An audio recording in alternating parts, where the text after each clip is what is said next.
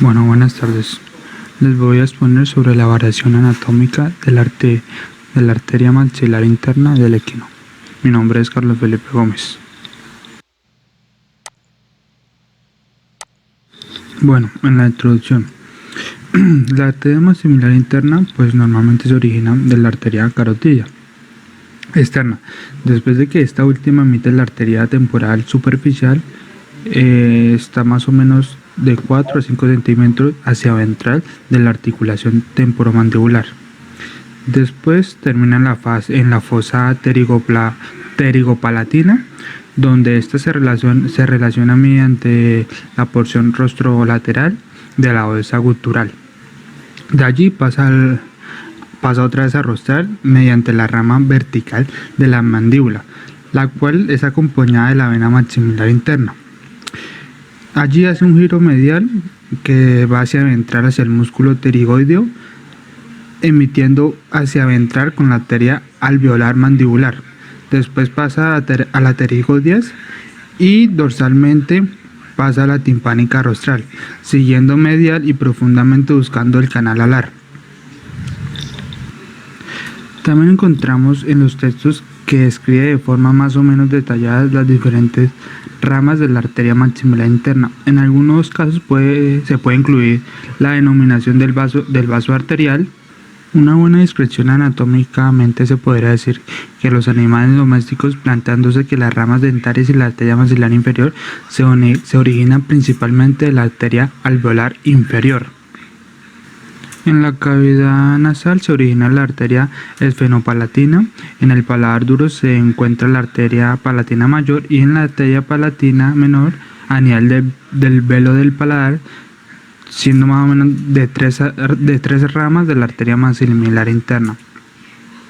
Hacia los dientes, el maxilar y la nariz, esta es la arteria infraorbitoria y la otra rama de la maxilar es la arteria oftálmica externa, la cual nos origina las siguientes arterias, que son cuatro arterias principalmente, que son la supraorbitaria en la región frontal, la etimoidal, que es de la raíz de la nariz hasta la órbita, la lagrimal, que es de la glándula lagrimal, y la oftálmica interna, que es en la retina, y por último la que es conocida como bucal o infraorbitaria finalmente. Bueno, para este procedimiento pues lo hicimos con un equino que ya había fallecido. Bueno, el proceso que se llevó a cabo fue: primero, separar transversalmente la región de la cabeza del resto del cuerpo, haciendo una incisión a la altura de la tercera vértebra cervical, utilizando la sierra de espada. Después incluimos la cabeza en una solución de agua con sal común, que también se conoce como cloruro de sodio, en una concentración de 3% durante 4 horas, para poder allí ablandar los coágulos de sangre que se encontraban en el interior. Posteriormente se lavó con bastante agua pues el cráneo del equino y se realizó el proceso de fijación y también el proceso de preservación, infiltrando en forma de aldehído al 5% por la arteria carotidia común, asegurando anudar la arteria con seda quirúrgica, dejándola inmersa en la cabeza en una cava con forma de aldehído al 5% durante 3 días más o menos. Esto fue el principal procedimiento que hicimos para este trabajo.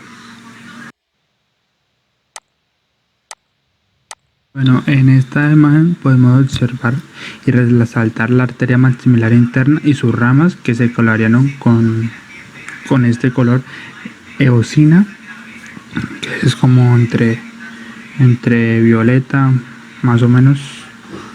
Bueno, se observan las siguientes partes que ya pues como se observan ahí están enumeradas.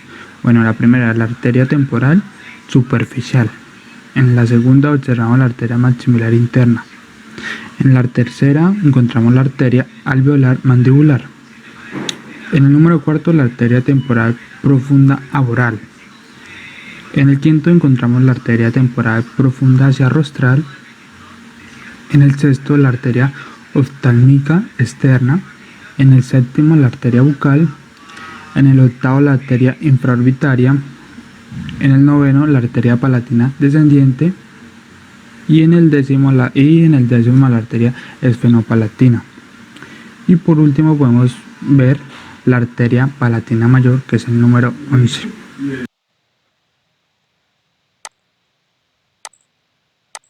Bueno, en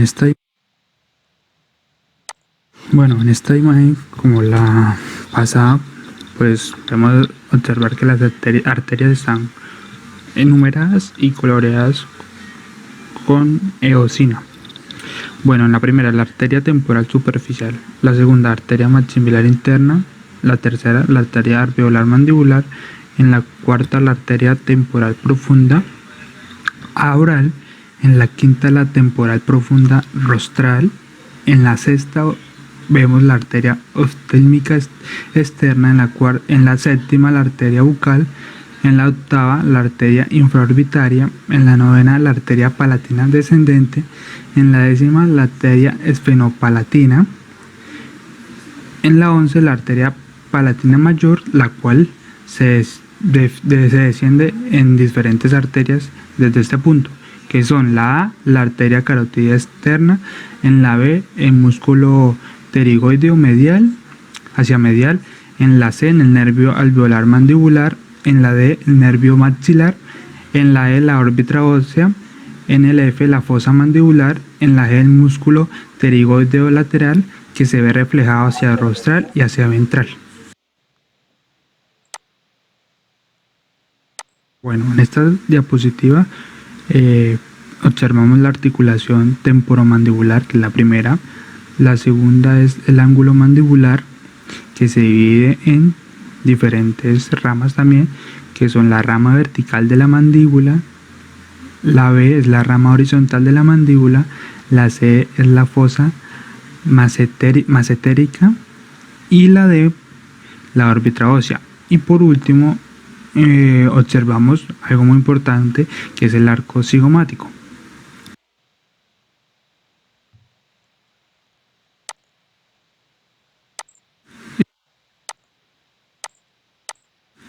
Bueno, en esta observamos primeramente el foramen maximilar, después el foramen esfenopalatino. En la tercera miramos el foramen palatino aboral. En la cuarta, el foramen alar aboral. En la quinta, la abertura mayor del canal axialar. En la sexta, la fosa pterigopalatina, que también se divide en A, B y C, donde la A es la ala temporal del hueso esfenoides, la B el tubérculo mandibular del hueso temporal y la última, que es la C, el arco cigomático.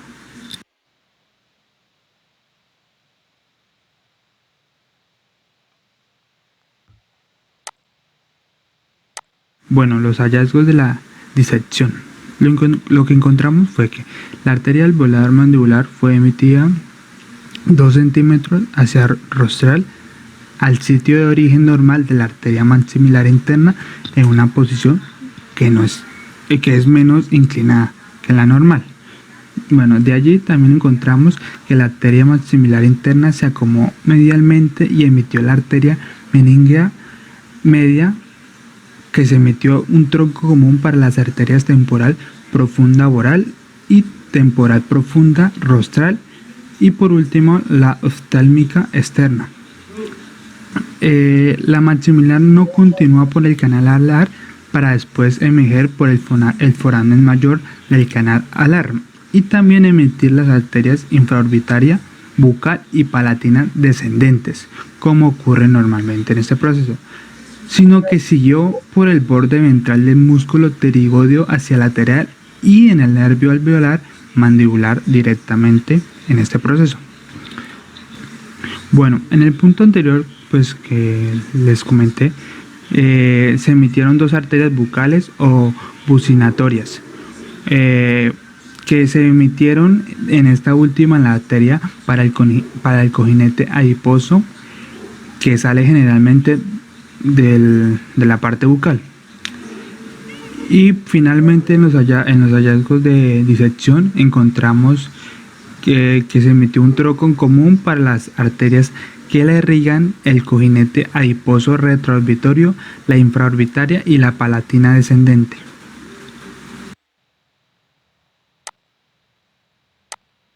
Bueno, en esta imagen podemos observar las arterias como antes vistas en las otras imágenes que están resaltadas con una coloración eosina. Bueno, en esta vamos a ver la variación del recorrido de la arteria maximilar interna. Bueno, la primera, la arteria temporal superficial. La segunda es la arteria timpánica rostral. En la tercera ubicamos la arteria alveolar mandibular. En la cuarta la arteria meningia media. En la quinta la arteria temporal profunda aboral. En la sexta encontramos la arteria temporal profunda hacia rostral. En la séptima encontramos la arteria oftálmica externa. Y en la octava encontramos la arteria bucal. En la novena encontramos la arteria para la grasa retroorbitoria. En la décima podemos encontrar la arteria infraorbitoria. En la 11 la arteria palatina descendente. En la 12 la arteria esfenopalatina. En la 13 la arteria palatina mayor, que está acompañada de otra arteria, que es la arteria carótida externa. Bueno, en esta imagen también podemos observar las arterias resaltadas, que también vamos a ver el recorrido de la variación de la arteria maxilar interna. Encontramos la arteria temporal superficial en la primera parte. En la segunda encontramos la arteria timpánica rostral. En la tercera la arteria alveolar mandibular. En la cuarta encontramos la arteria meningia media. En la quinta la arteria temporal profunda aboral. En la sexta la arteria temporal profunda rostral. En la séptima encontramos la arteria oftálmica externa. En la octava la arteria bucal. En la novena la arteria palatina descendente. En la décima la arteria para la grasa del recto orbital. En la sexta la arteria infraorbitaria. En la 12 la arteria infenopalatina. En la 13 la arteria palatina mayor, que esta se divide en dos. En la anterior diapositiva era observábamos solamente una. En esta vamos a observar la A y la B, que son la A, la arteria carótida externa, y la B, la arteria maximilar interna. Bueno, como conclusión, la disección de los callos colombianos se soporta en muchos casos en los reportes teóricos de los textos tradicionales, sin publicar las variantes que escasamente se presentan sobre estos estudios. Este caso en particular se ha presentado 3 veces en 4 lustros de actividad académica que se realizaron la disección de especímenes equinos en clases presenciales a los estudiantes de pregrado de Medicina Veterinaria de la Universidad de La Salle. Los primeros casos no se publicaron pues por tal dado que las cabezas estaban en muy mal estado y en condiciones de autobulis. En esta oportunidad encontramos un buen registro gráfico y documental de los hallazgos. En este estudio, que fue principalmente la arteria maximilar interna en el equino, se emitieron todas las ramas colaterales y terminales, al igual que las emitidas en la cabeza. Todas las cabezas se disecaron principalmente después de esto. Las ramas de la maximilar llegaban a irrigar las mismas estructuras que las irrigaban una arteria con curso normal. En ningún sitio se presentaron anormalidades morfológicas o lesiones macroscópicas que pudieran evidenciar una patología. La revisión teórica no arrojó datos de variantes específicas en este caso en particular para la especie equina que estábamos evaluando o haciendo el estudio de este caso, que era la arteria maximilar interna. Bueno, acá podemos encontrar las bibliografías y pues muchas gracias por su atención.